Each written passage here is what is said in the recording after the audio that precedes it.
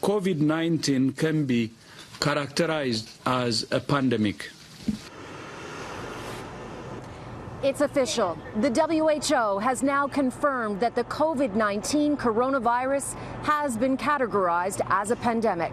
Today, its Director General made the announcement and is calling for countries to take urgent and aggressive action. But he did add, it's still not too late for governments to act and for people to limit the spread of the virus. Here in Canada, confirmed and presumptive cases have now eclipsed 100. Today, Quebec and Ontario both added to their numbers.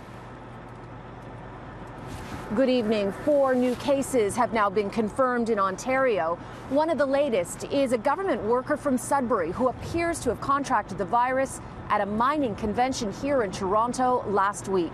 The health minister is acknowledging the situation is likely to worsen, and the Ford government is promising millions to help fight the pandemic. We have a $100 million contingency plan within our budget to deal with COVID-19. That money will be spent on more staff, supplies, test kits, and protective equipment, if necessary.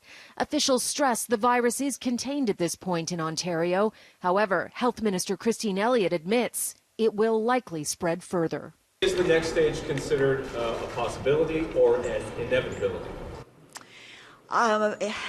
That's a very good question. I would say that it is likely that we will move to the next stage, but we have a plan in place to deal with it. The minister insists hospitals are ready and that plans are ever evolving.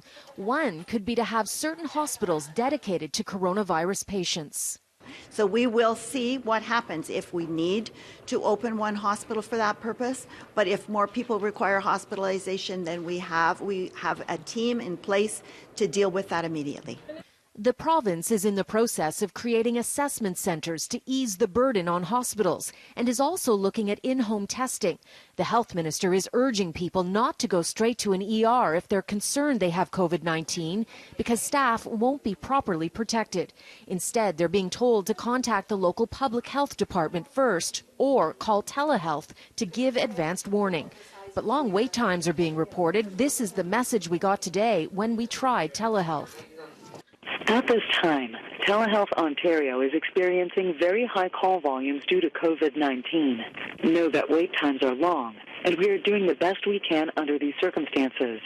Concern was raised to a new level today after it was confirmed one of the latest cases, a government ministry worker, likely contracted the virus at last week's mining conference in Toronto. Some 23,000 people from over 100 countries were there, including Prime Minister Justin Trudeau and Premier Doug Ford. I don't have any concerns. But it raises the question of whether the province and the City of Toronto should be more proactive and ban large gatherings the way other countries are. It's difficult to get a yes or no answer. Asking you about to second guess last week. Yeah. I'm asking you if you were asked today and this conference was going to happen 2, 3, 4 days from now, what would your recommendation be? Go ahead or pause? Yeah, I think what we have seen as of late and what we have been finding as we consult with those who are holding or have conferences planned is that increasingly we're saying, look, limit the number of people that are there. Education Minister Stephen Lecce also held what his staff called an emergency conference call with other education ministers across the country.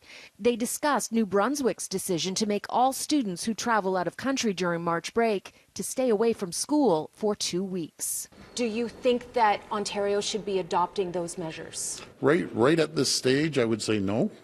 Right at this stage.